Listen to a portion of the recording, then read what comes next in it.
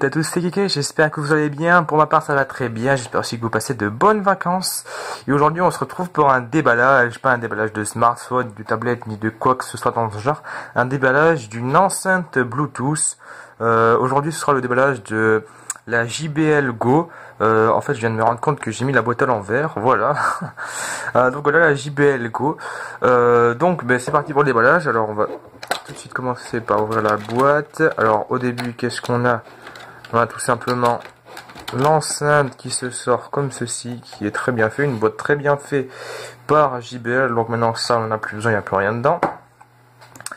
Là qu'est-ce qu'on fait? On enlève le petit truc en plastique. Dedans on a l'enceinte.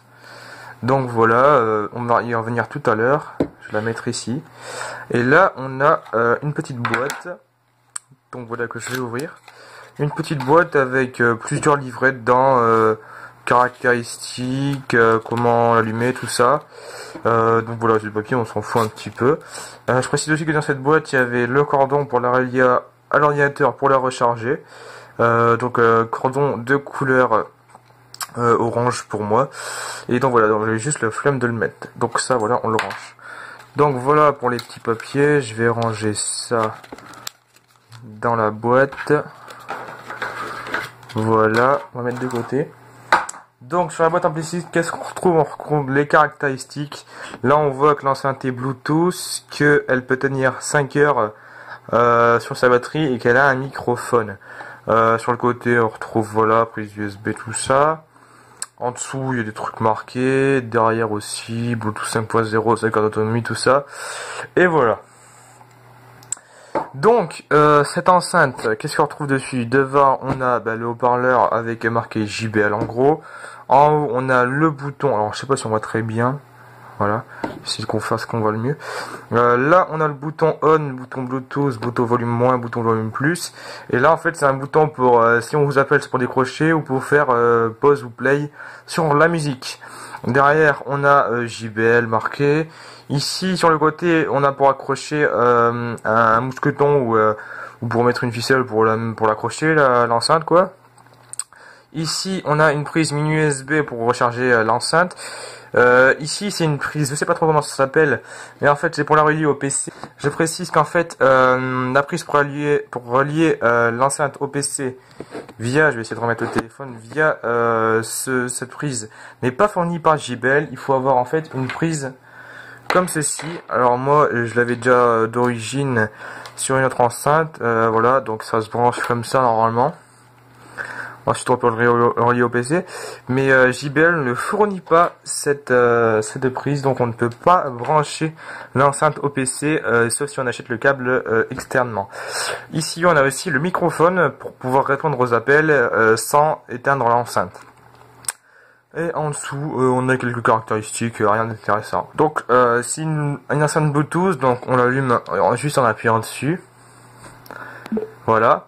Alors vous voyez qu'ici on a une LED. Moi je suis directement connecté, voilà. Alors la LED quand elle clignote en fait ça veut dire que c'est pas connecté. Faut rester appuyé longtemps sur le Bluetooth pour que ça fasse un bruit et pour que pour la première fois vous pouviez détecter avec votre appareil. Donc normalement si je fais play ça va marcher. Et voilà. Vous voyez que j'étais même pas sur le lecteur de musique là comme je suis en train de filmer. Et j'ai juste appuyé sur play et ça me reprend la musique que j'avais sur mon téléphone. Donc je précise que là, alors je vais baisser un peu le son. Je précise que j'envoie la musique depuis le même téléphone que je suis en train de filmer.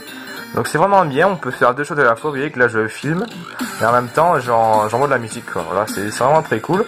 Donc on va essayer de monter un peu le son.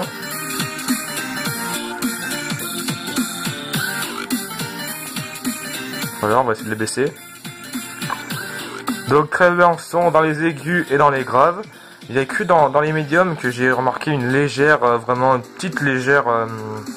comment dire, cette enceinte manque juste un tout petit peu de médium, c'est-à-dire pour écouter du reggae ou du jazz, ça va être un petit peu, le son va être un petit peu déformé par rapport à d'autres parleurs. Mais sinon, si vous écoutez de la techno comme moi, du rock, de l'électro, de la dance, c'est vraiment une super enceinte. Alors je vais essayer de monter le son via mon téléphone. Je sais pas si je vais y arriver. Non, je vais pas y arriver en fait. Comme en fait quand j'appuie sur le bouton, ouais. Je vais pas y arriver. Donc, bah, j'ai quand même essayé de monter vraiment le son. Bon voilà, je peux pas monter plus. Alors vous voyez que si j'appuie là, ça va faire pause. Voilà. Play. Bon, ça marche vraiment trop bien. C'est vraiment une super enceinte. Hein. Le son, quand je le mets à fond, le son est vraiment très bien. Ça, c'est que dans les deux derniers volumes du téléphone. Je précise, quand le son de l'enceinte est à fond et que le son du téléphone aussi est à fond, le son a un peu tendance à cracher, mais vraiment c'est vraiment quelque chose de tout petit. Mais sinon, c'est une très bonne enceinte, très petite, je trouve, pour mon avis, et qui envoie du gros son.